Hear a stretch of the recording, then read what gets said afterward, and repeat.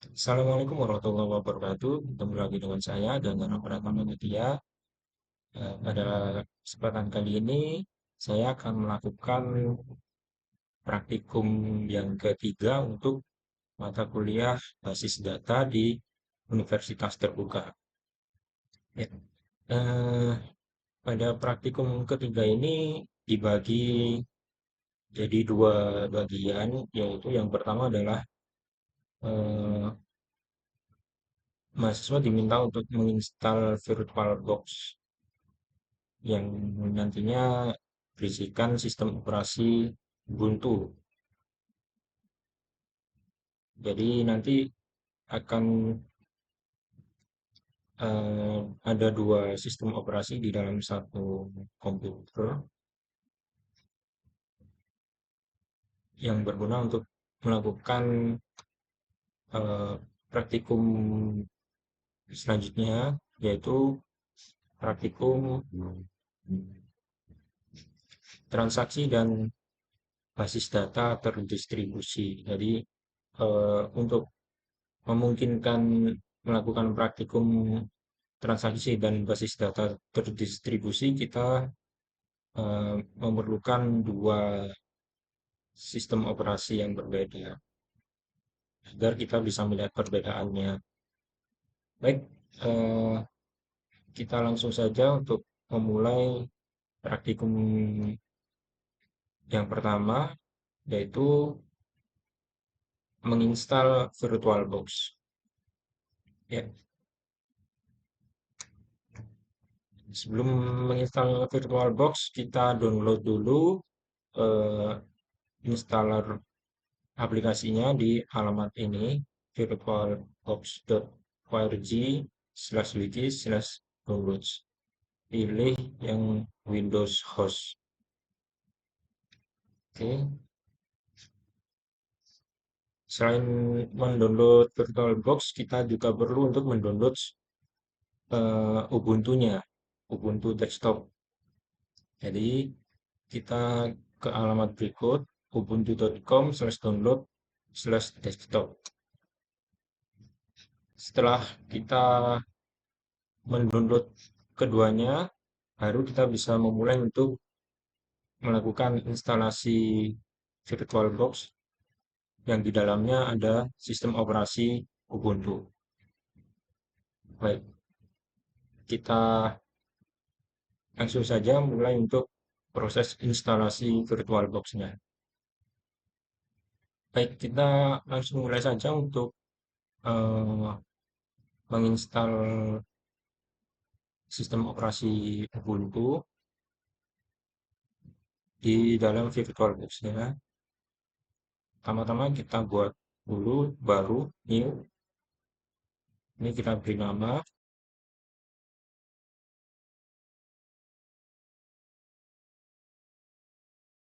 Kita atur alokasi memorinya. Saya rasa cukup untuk memori segini. Dan next, kita klik create a virtual hard disk now. Kita alokasikan kapasitas penyimpanannya.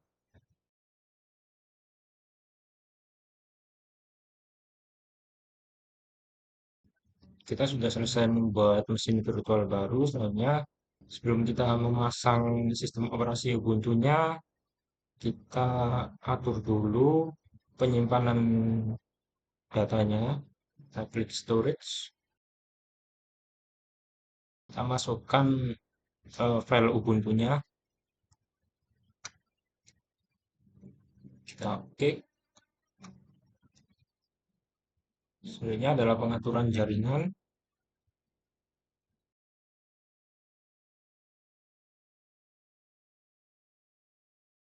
Oke, pengaturan jaringannya kurang lebih seperti ini. Kita oke. Setelah kita rasa sudah sesuai semua, baru kita bisa mulai untuk pemasangan sistem operasi Ubuntu. Kita mulai saja.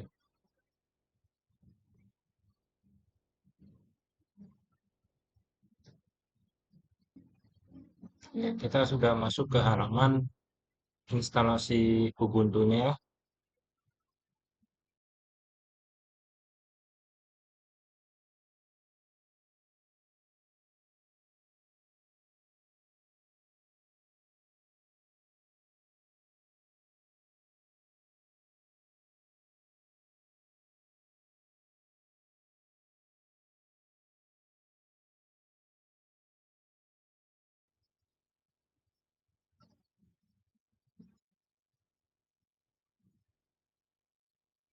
Ya, kita sudah masuk ke jendela Ubuntu-nya. Selanjutnya adalah kita akan melakukan proses instalasi sistem operasi Ubuntu. Oke, ini kita ikutin saja, kita pilih bahasa. Oke, kita next saja. Ini kita next, kita next. Ini kita install. Oke, kita next. Ini kita install juga. Next.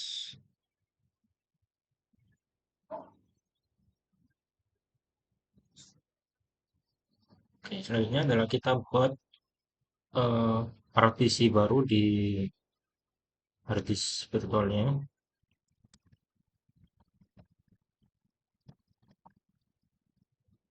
Oke, ini kita oke. Buat lagi,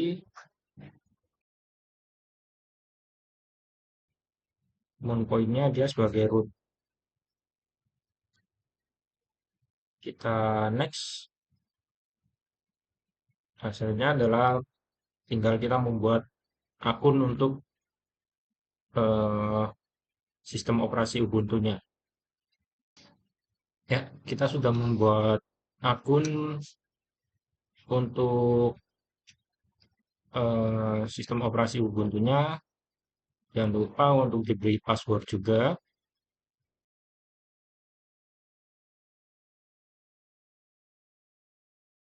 Kita lanjutkan dengan proses install. Kita tunggu untuk proses instalasinya. Ya, setelah selesai melakukan proses instalasi OS Ubuntu-nya, ini adalah tampilan OS Ubuntu itu sendiri. Selanjutnya adalah kita akan eh, mengecek atau melakukan koneksi antara virtual box ini dengan PC saya. Jadi kita lihat dulu konfigurasi IP dari PC saya. Kita buka terminal atau Command Prompt, ketikkan ipconfig. Nah, ini adalah eh, IP dari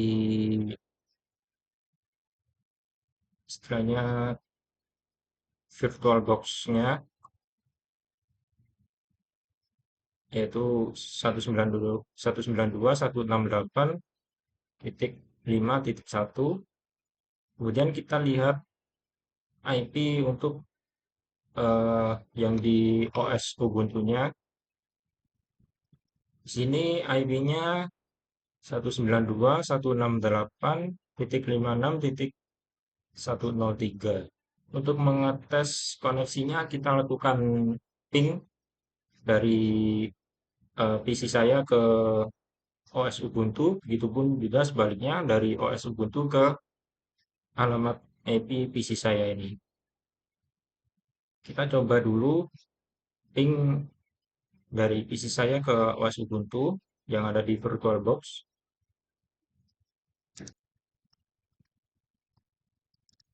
Jadi kita lakukan ping terlebih dahulu. Ya, berhasil. Reply. Artinya PC kita berhasil terhubung dengan OS Ubuntu yang ada di VirtualBox. Sekarang kita coba yang di VirtualBox ke PC saya. Kita buka terminal juga di sini.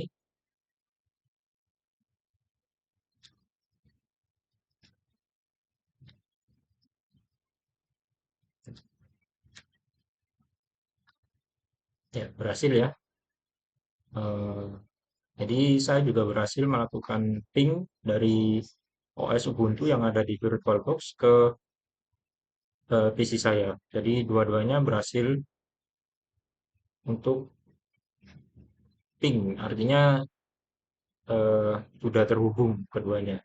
Baik, selanjutnya adalah kita akan melakukan praktikum untuk transaksi dan basis data terdistribusi. Baik, selanjutnya adalah saya akan melakukan praktikum yang kedua, yaitu eh, transaksi dan database terdistribusi. Jadi, eh, untuk praktikum transaksi sendiri, kita akan mencoba beberapa perintah. Yang pertama adalah commit. Langsung saja kita mulai untuk menjalankan perintah commit.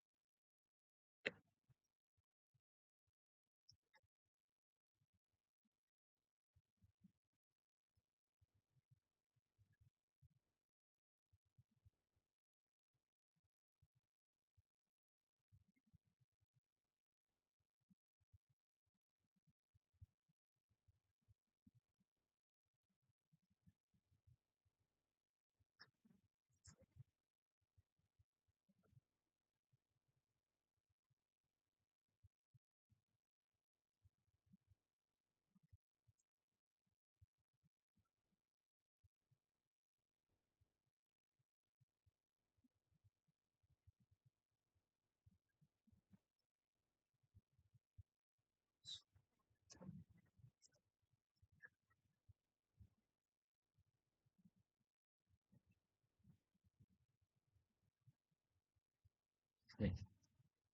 Sini saya membuat eh, rutin baru bernama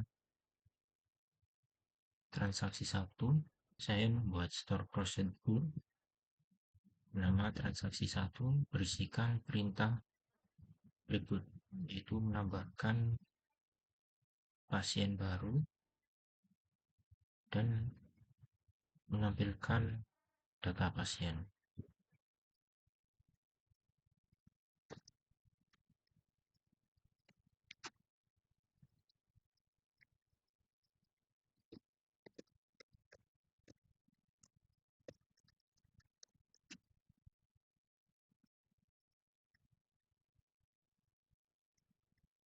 Ya, di sini kita sudah berhasil membuat store prosedur nama transaksi satu yang di dalamnya berisikan perintah untuk menambahkan pasien baru dan akan menampilkan eh, daftar dari tabel pasien.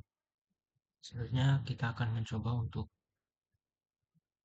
menjalankan transaksi satu ini.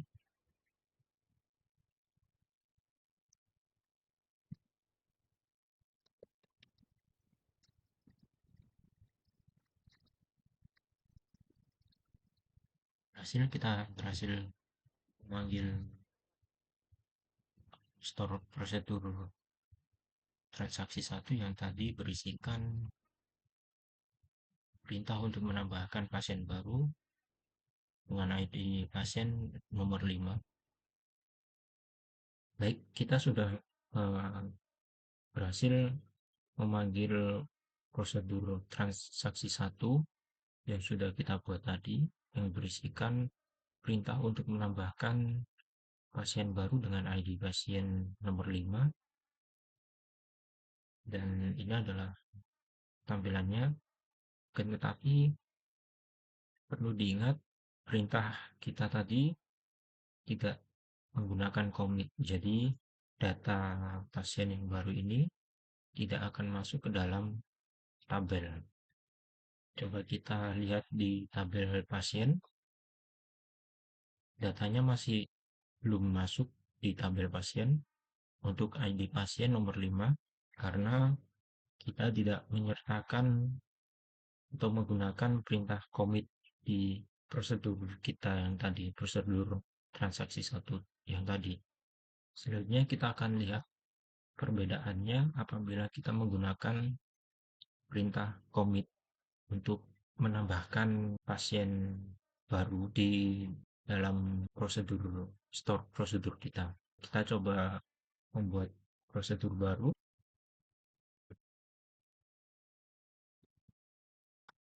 Di sini kita tambahkan perintah commit jika sebelumnya di prosedur transaksi satu kita tidak menggunakan commit, di prosedur transaksi 2 ini kita menggunakan commit.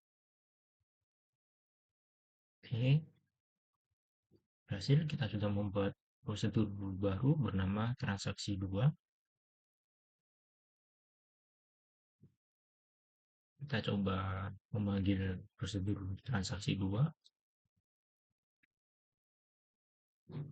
Oke, berhasil muncul untuk ID pasien nomor 5. Kemudian kita lihat di tabel pasien.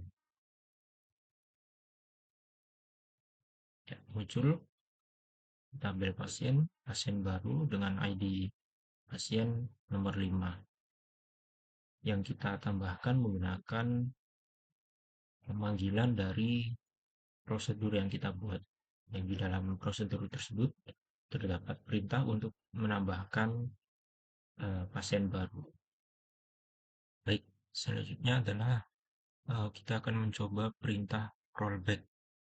Jadi perintah rollback ini akan menggugurkan perintah yang sedang berjalan di mana perintah tersebut belum di-commit. Jadi ketika ada perintah yang belum di-commit dan dilakukan pemanggilan, atau penggunaan perintah rollback, maka dia akan gugur perintah tersebut.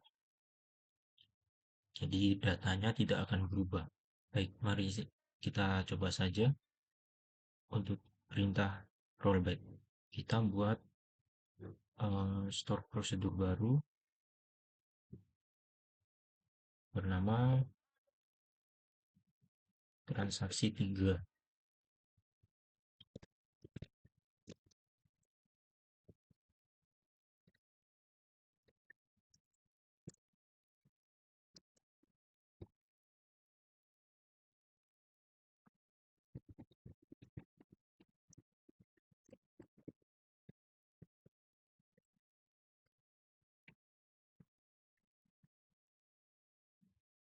Baik, di sini kita lakukan perintah untuk menambahkan pasien baru, kemudian kita lakukan rollback, kemudian kita update nama pasien dengan ID pasien nomor 3. Maka kita akan coba lihat eh, hasil dari program yang terjadi sebelum rollback, yaitu program atau perintah untuk menambahkan pasien baru.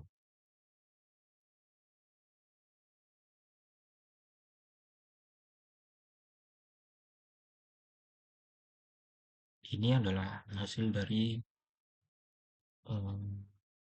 ketika kita melakukan rollback. Jadi eh,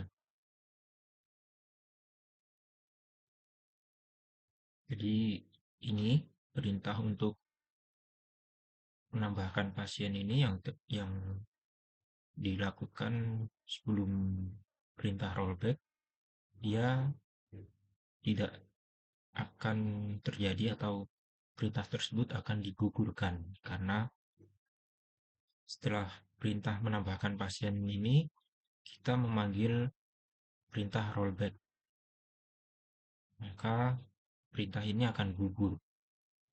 Selanjutnya eh, kita melakukan lagi perintah untuk mengupdate nama pasien dengan ID pasien nomor 3 dan kita melakukan commit. Jadi di sini ID pasien nomor 3 sudah berubah. Jadi kesimpulannya perintah yang belum di-commit dan dilakukan rollback dia akan gugur. Fungsi dari perintah rollback adalah menggugurkan perintah atau transaksi yang belum di-commit. Ya, kita lanjutkan untuk perintah selanjutnya. Perintah selanjutnya adalah checkpoint atau save point. Jadi dengan perintah ini kita bisa melakukan rollback ke save point yang diinginkan. Jadi tidak harus melakukan rollback hingga ke awal, tapi kita bisa memilih checkpoint atau save point yang diinginkan untuk dilakukan rollback. Kita coba saja untuk perintah checkpoint.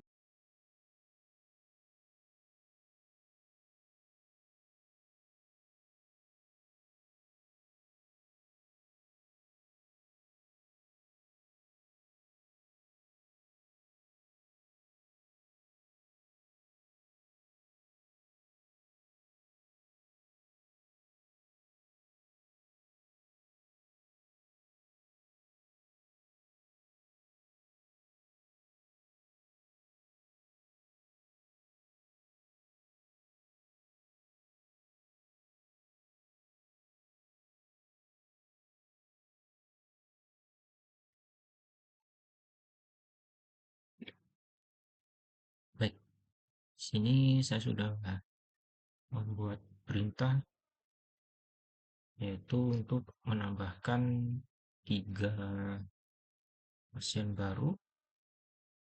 Di sini saya menambahkan 3 pasien baru dan menggunakan save point. Kemudian saya juga menggunakan rollback yang dimana rollback tersebut akan ke save point yang saya sudah buat sebelumnya. Dan saya juga melakukan proses untuk memanggil perintah commit. Kita coba dulu untuk prosedur ini. Sini terlihat ya, jadi pasien dengan ID pasien nomor 7 yang kita tambahkan, dia di rollback ke save point yang bernama poin 1 ini.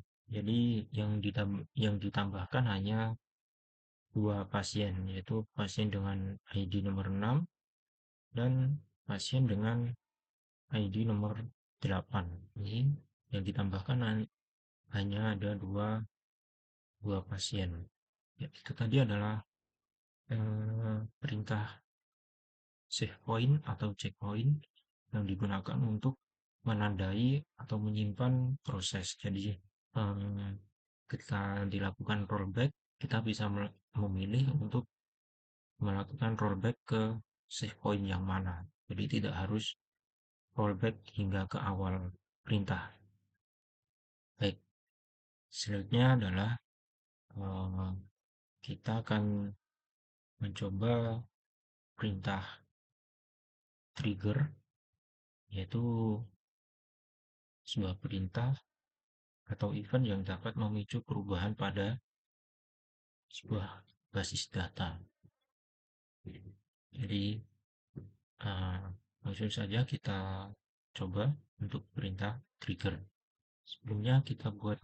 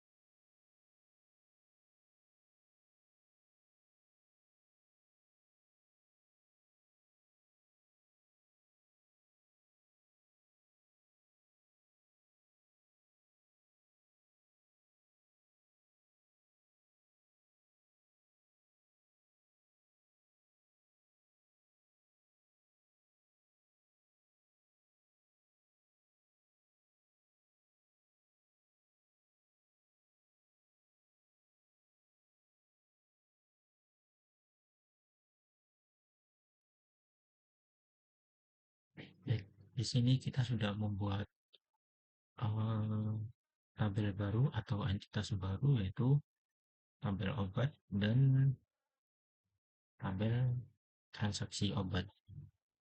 Selanjutnya adalah kita harus membuat uh, relasinya.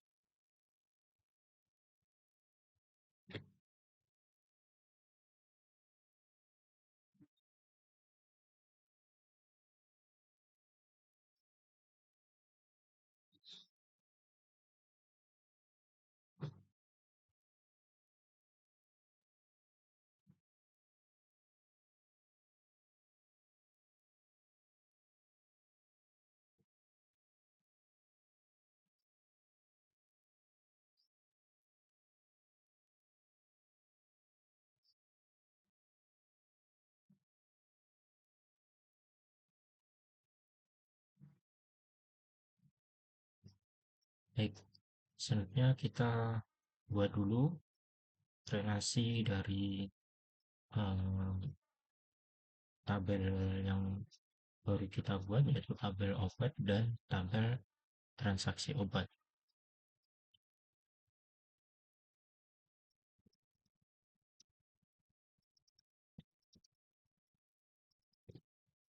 Ya, kurang lebih seperti ini untuk relasi antara tabel obat dan tabel transaksi obat.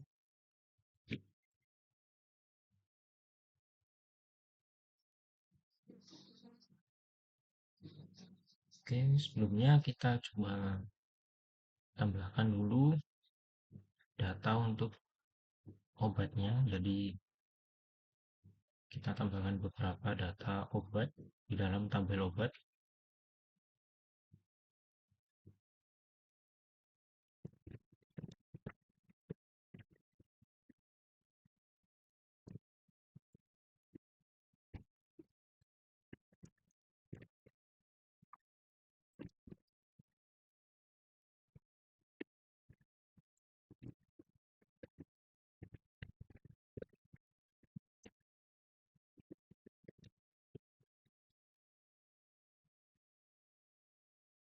Baik, di sini kita sudah menambahkan data untuk obat. Sebelumnya kita coba untuk eh, menjalankan trigger. Jadi di sini misalkan ada seorang pasien membeli obat allopurinol sebanyak 5, maka ketika tabel transaksi obat pada atribut jumlah dimasukkan data, maka secara otomatis stok pada tabel obat akan berkurang. Kita coba untuk membuat triggernya. Kita masuk ke menu trigger, kemudian create new.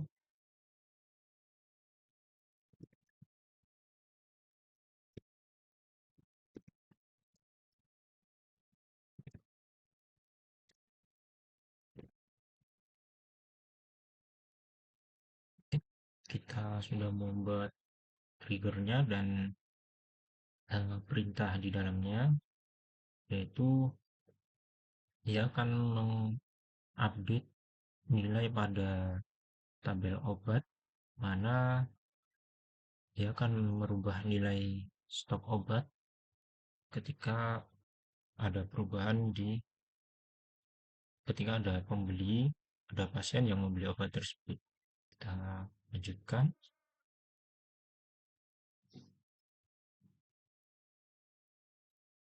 Oke, selanjutnya kita akan mencoba aktifkan triggernya dengan cara kita membuat transaksi obat baru. Jadi kita akan menambahkan data pada tabel transaksi obat.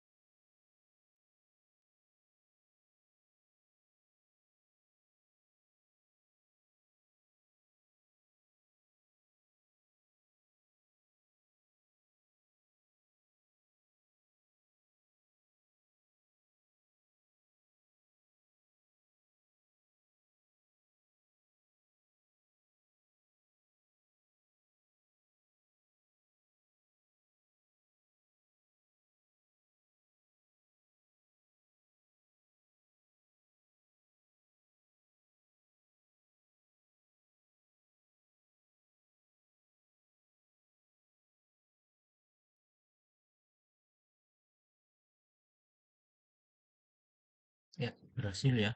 Jadi di sini ketika saya melakukan input pada transaksi obat, ketika pasien dengan ID nomor satu memesan obat dengan ID nomor 2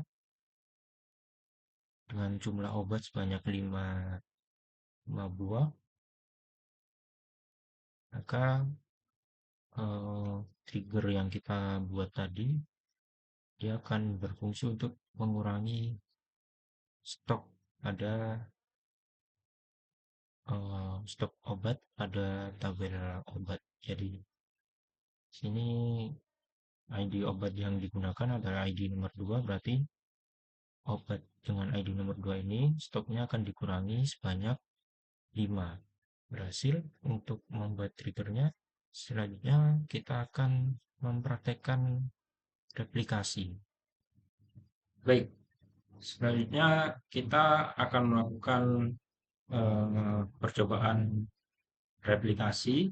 Lama-lama kita mulai dulu untuk MySQL dan Apache-nya yang ada di aplikasi XAMPP. Selanjutnya kita masuk ke halaman PHP MyAdmin kita.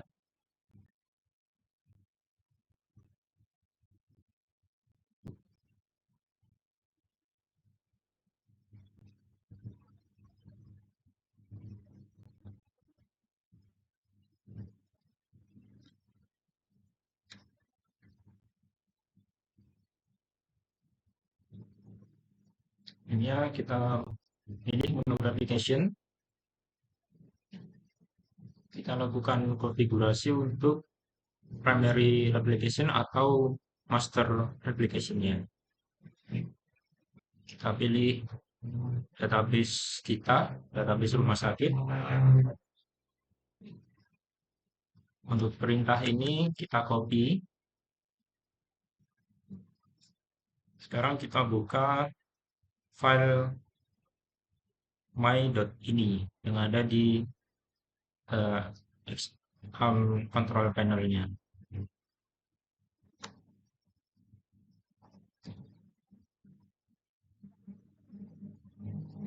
Hanya 4 baris perintah yang kita copy tadi, kita paste di file my.ini.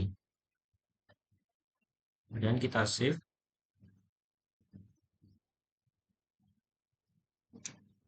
Sebenarnya kita lakukan restart untuk MySQL-nya. Kita stop dulu. Kita close exam-nya. Kita buka lagi. Ya,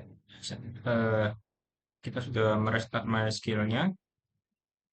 Kita kembali ke halaman replikasi yang ada di PHP MyAdmin. Dan kita klik Go.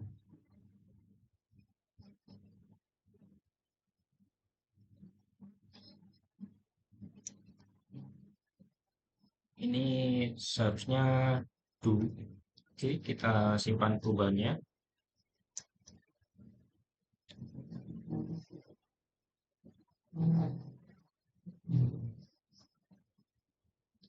Kita restart lagi untuk MySQL-nya. Kita refresh halaman PHP MyAdmin-nya.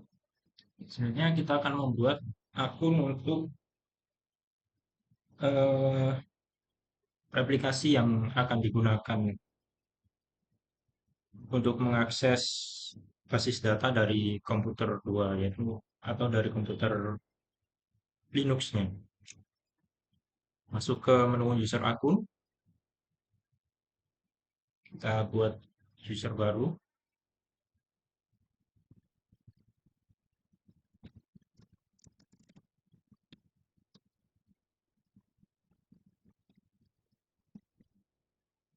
Untuk hostname-nya ini kita harus mengetahui alamat IP dari komputer Ubuntu kita.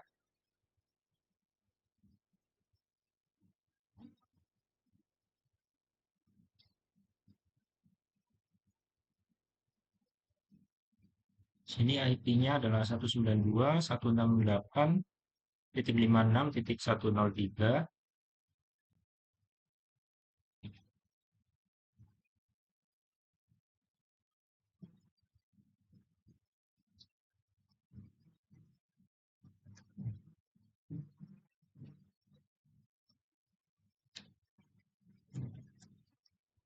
Kita buat password.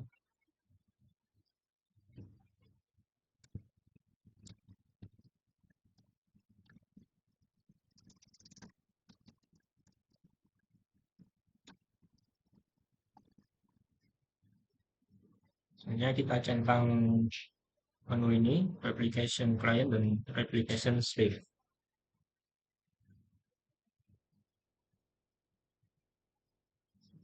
Kita jalankan. Proses selanjutnya setelah kita membuat akun user untuk komputer Ubuntu kita, ini kita sudah membuat akun user. Selanjutnya adalah kita akan mengekspor basis data rumah sakit kita, di ekspor. Sebelum kita ekspor, kita pilih dulu database yang akan kita ekspor, yaitu database rumah sakit kita. Kemudian klik menu ekspor, pilih menu ekspor. Kemudian kita ekspor. Kita download file SQL-nya. Untuk proses selanjutnya kita lakukan di komputer Ubuntu. Baik, kita coba untuk melakukan proses import database yang sudah kita copy ke directory lokal di Ubuntu. Sebelumnya kita buat dulu database baru dengan nama yang sama dengan database yang sudah kita buat, yaitu rumah sakit. Masuk ke database rumah sakitnya, kemudian klik menu import. Kita pilih file database-nya. Oke, kita select.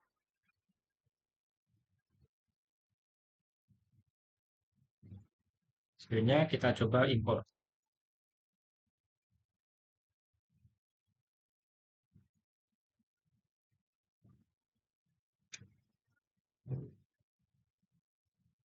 Oke,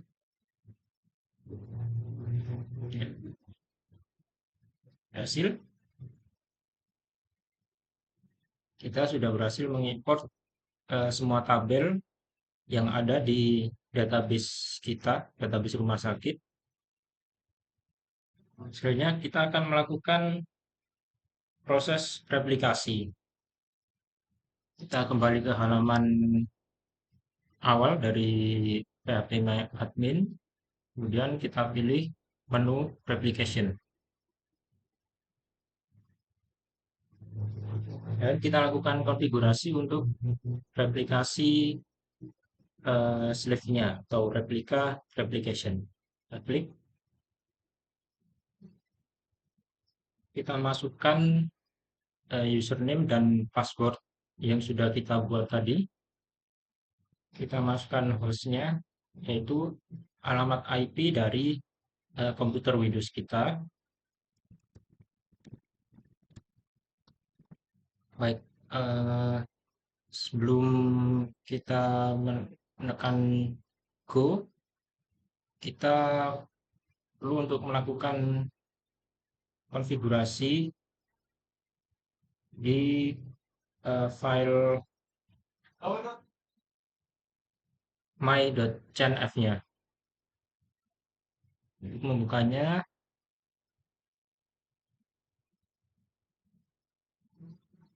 terlebih dahulu kita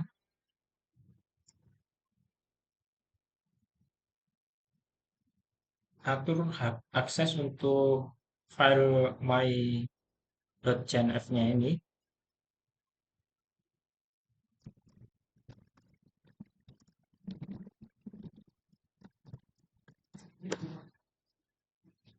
Oke, kita coba buka file my.nya ini menggunakan text editor.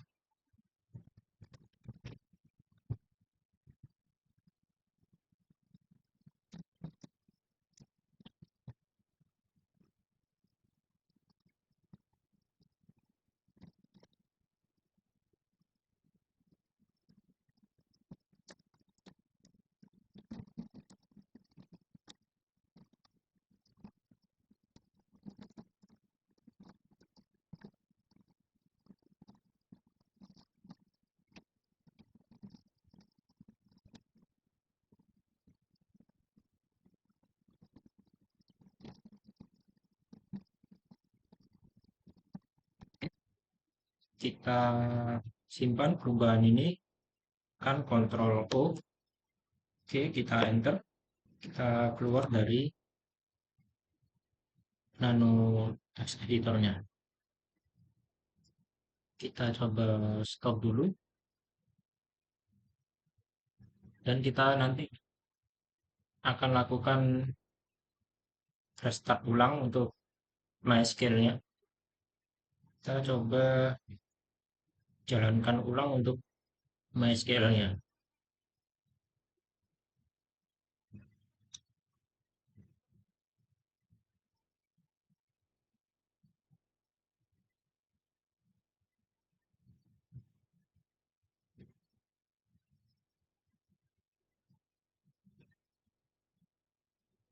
Oke, ini kita refresh.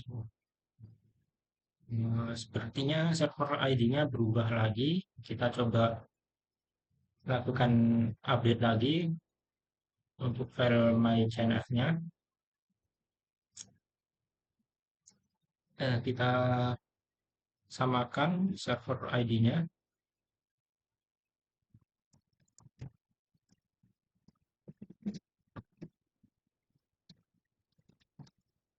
Kita save perubahannya. Oke, kita restart lagi untuk eh, MySQL servernya.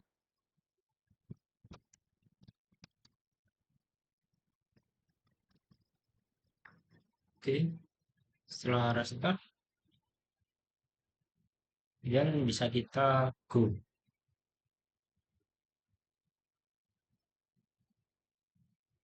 Ini kita harus enable dulu. Kita masuk ke directory berikut.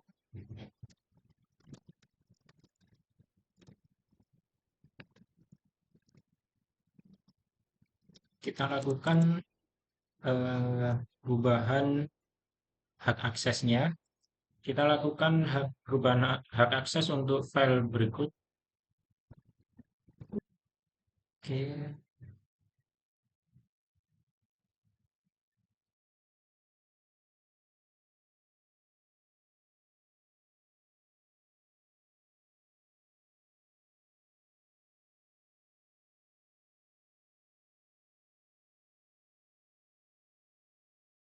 hasilnya kita harus merubah konfigurasi di file config default.php ini.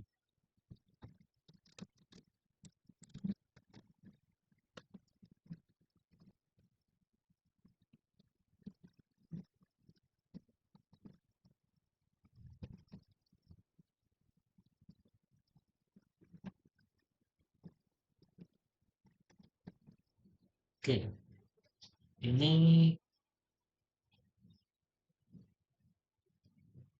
kita ganti dengan true.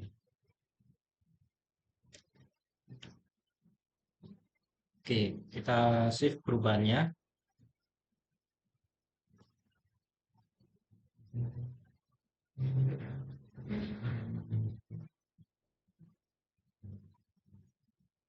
Kita restart MySQL servernya.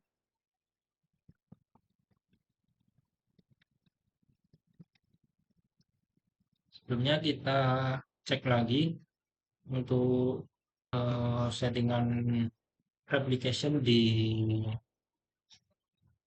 yang komputer Windows 10-nya.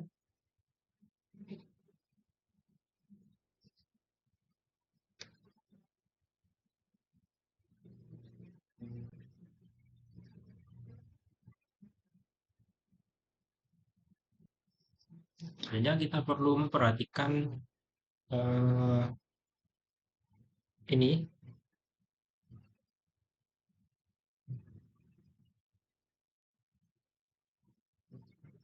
kita perlu memperhatikan status masternya ini. Kalau perlu dicatat, kita kembali ke komputer Ubuntu.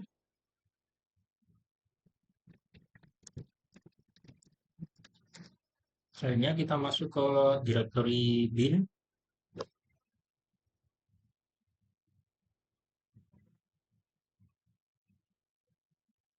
dan kita masuk ke MySQL.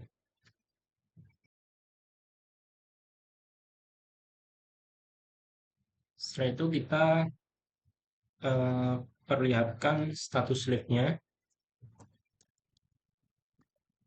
Jika muncul error ini berarti status live-nya tidak aktif dan kita bisa melanjutkan konfigurasi. Kita masukkan perintah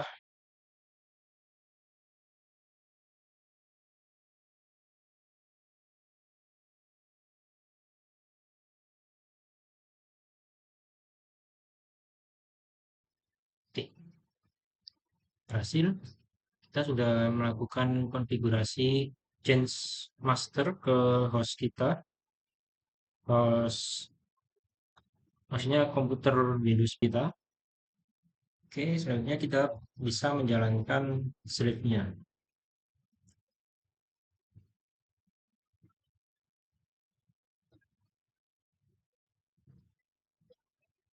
Kita akan cek statusnya. Sepertinya di sini sleep IO-nya belum running.